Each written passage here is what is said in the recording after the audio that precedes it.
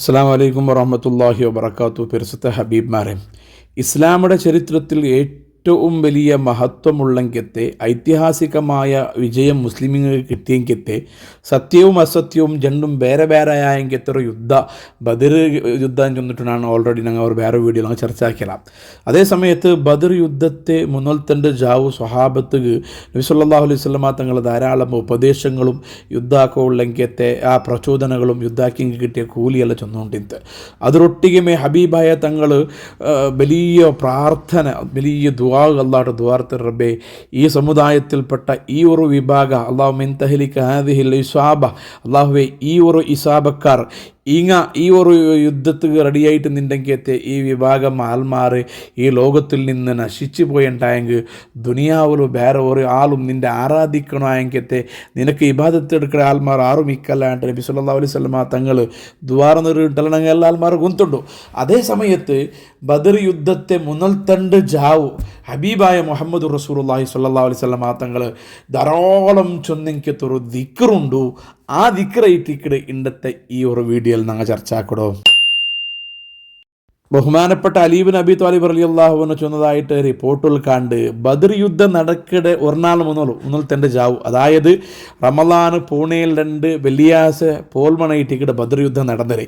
അതിന് മുന്നൽ തൻ്റെ ജാവു ബേലാസ പൂർവ്വ വെള്ളിയാഴ്ച ജാവു ഹബീബായ മുഹമ്മദ് റസൂലുള്ളാഹി സ്വല്ലല്ലാഹു അലൈഹി വസല്ലമ തങ്ങളും ഞങ്ങളെല്ലാ ആൾമാരും ബദർ യുദ്ധം നടന്നെങ്കിത്തെ ബദർ ഭൂമിയിൽ ഇന്ന അണ്ട് ജാവു ധാരാളം മല വന്നിട്ടാകുമ്പോൾ ഞങ്ങൾ എല്ലാ ആൾമാരും മരത്തെ അടിയിൽ പോയിട്ട് വിശ്രമിച്ച ഞങ്ങൾക്ക് അകത്തിന്നിത്ര തന്നെയെല്ലാം ഞങ്ങൾ ശേഖരണയാക്കി വെച്ചിട്ട് ആ മരത്തടിയിൽ ഞങ്ങൾ കിടന്നിട്ടാകുമ്പോൾ ഹബീബായ മുഹമ്മദ് റസൂലുള്ളാഹി സ്വല്ലല്ലാഹു അലൈഹി വസല്ലമ തങ്ങൾ കിടന്നില്ല.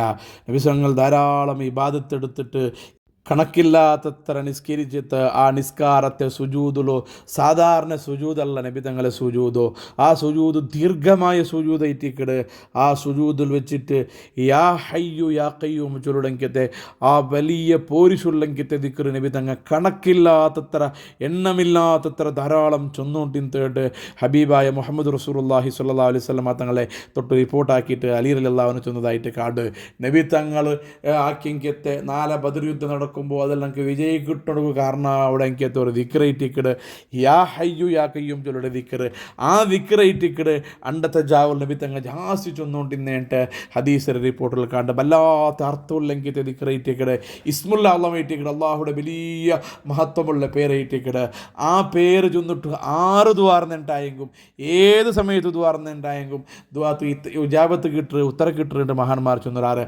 മാത്രമല്ല നബി സല്ലല്ലാഹു അലൈഹി വസല്ലമ തങ്ങളുടെ ജീവിതത്തിൽ എന്തെങ്കിലും കഷ്ടങ്ങൾ വരുമ്പോൾ യാ ഹയ്യു യാ ഖയ്യൂം ബിറഹ്മതിക അസ്തഗീഥു ചൊല്ലുണ്ടെങ്കിൽ ദിക്റായിട്ട് ചൊന്നോട്ടിന്നെ. അപ്പോൾ യാ ഹയ്യു യാ ഖയ്യൂം ചൊല്ലുടെ ആ ദിക്ർ ധാരാളം അർത്ഥമുള്ളെങ്കത്തെ ആയത്തുൽ കുർസിയുടെ ആ തുടക്കത്തിലുള്ള ബണ്ടെങ്കത്തെ ഒരു ദിക്റായിട്ട് ഇൻഷാ അല്ലാഹ് ബദരീങ്ങളെ ആണ്ട് നടക്കിടങ്കത്തെ റമളാൻ പൂണയിലുണ്ട് ജാവും പോലുമായിട്ട് ഞങ്ങൾ യാ ഹയ്യു യാ ഖയ്യൂം ചൊല്ലുടെങ്കത്തെ ദിക്ർ ധാരാളം ചൊല്ലണോ.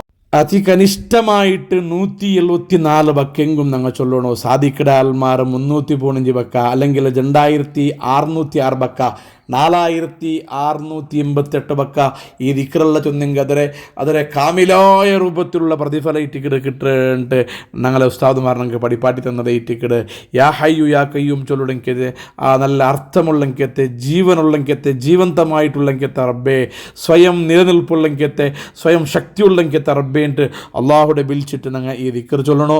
ഏറ്റവും ചുരുങ്ങിയത് 174 അല്ലെങ്കിൽ 315 അല്ലെങ്കിൽ 2606 അല്ലെങ്കിൽ 4687 ഏതെങ്കിലും ഒന്ന് ദിക്ർ ചൊന്നിട്ടോ റബ്ബിട്ട ഞങ്ങൾ ദ്വാർക്ക ബദരീങ്ങളെ തവസ്സുലാക്കിയിട്ട് ബദരീങ്ങളെ നേതാവ് ഹബീബായ തങ്ങളെ തവസ്സുലാക്കി ഞങ്ങൾക്ക് ദ്വാർക്ക. അള്ളാഹു ബദരീങ്ങളെ ബറക്കത്ത് കൊണ്ട് ഞങ്ങളുടെ ദീനും ദുനിയാവും ആഖിറവും സലാമത്താക്കി തരട്ടെ. ആമീൻ ബിറഹ്മതിക യാ അർഹമർ റഹീമീൻ.